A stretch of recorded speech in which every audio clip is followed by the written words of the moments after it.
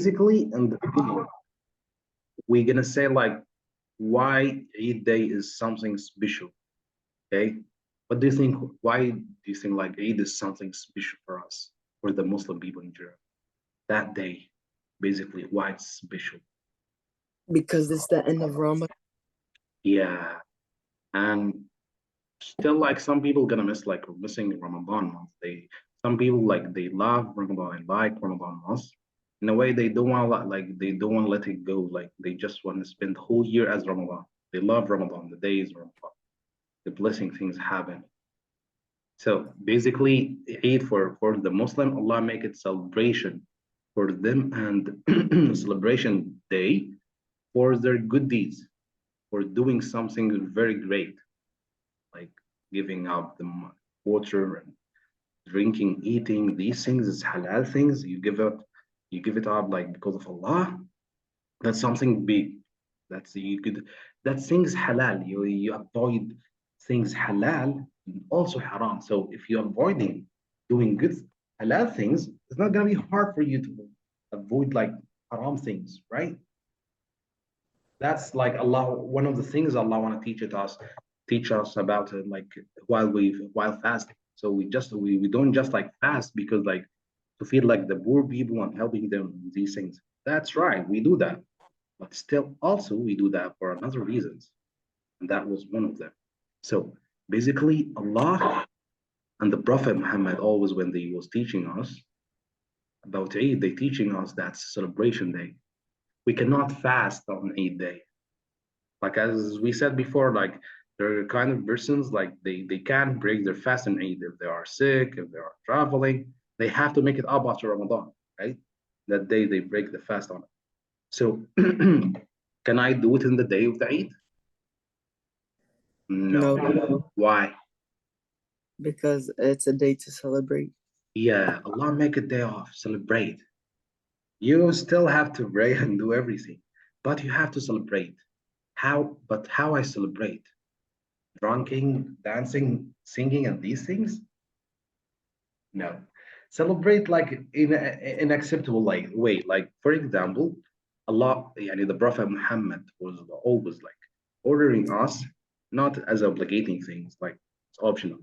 If you are able to have a new clothes, to like and to go to pray Eid, like in the very beginning, in the morning after Fajr, and also to go to visit your relative, giving charity, hang out with your family, spend a very happy time.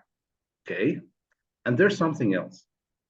Basically, before you go to pray, before you go out to perform the Eid pray, you cannot do it at home, as we said before, right?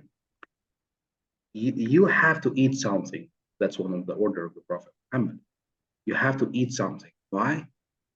Differentiate between the beginning of Ramadan and end of Ramadan. You're telling yourself, Ramadan is finished. Now it's the morning, I have to eat, right? So you go to you have a nice like a good shower, okay? Buy new clothes, wear it, go to pray and eat. Now we come to something very important. Do you remember when we said how to pray Eid or how to perform Eid praying? I forgot. Like we said, it's something close to Jum'ah. You remember Jum'ah? It's like two. Yeah, like in Jum'ah, we go to the mosque. We wear also new clothes and stuff and these things.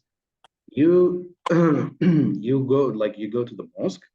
You listen to the imam's speech, like the imam go to the member to stand, and he's like stand up there saying some speech, advising us by good things. Then he go down. We pray 2 rak'ah, then we finish, right? What about Eid? Eid is the same thing, but the opposite. First, we pray 2 rak'ah, and then we listen to the speech of the Imam. He go on the stand, on the member, and he say his speech, then he go down. After that, we done from Eid, okay? So that's something usual, nothing hard to remember, right? But there's something very special about the Eid of the Eid prayer. We do something different. Usually, as you know, when we start praying, what the first thing we do now? To start praying. No, like after that, after you finish all that, you're ready to pray. What do you do? I'm standing, facing the Qibla, what I have to do? What do you mean? I have to say Allahu Akbar, right? Yeah. That's the point. In the Eid is different. Beginning, we act like the Imam, but what the Imam gonna do? Because some people like maybe they don't know, or they've been like new in Islam, they new Muslim, they just suddenly convert Islam. When they learn about Islam, they know about praying, they know there's just Allahu Akbar, right? But there's something about the beginning of Salat al-Eid. We don't just say Allahu Akbar for one time. Do you remember for how many times we say it? Like 5 or 3?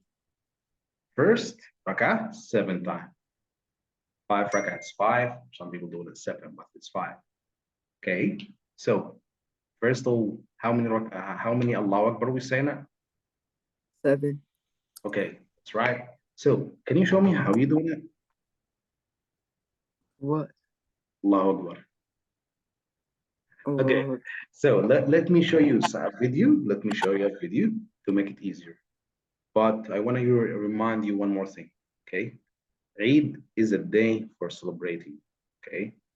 It's a day for celebrating. What that means?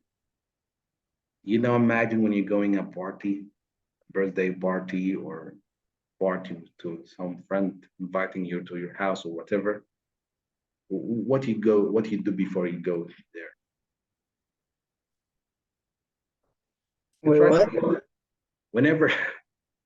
Whenever you going to a party, like a birthday party, whatever, and a very important event, okay? What you do? How you prepare yourself? Getting them a gift.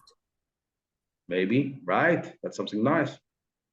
And also, you try as much you can to look fancy, right? Wearing a new clothes, putting perfume.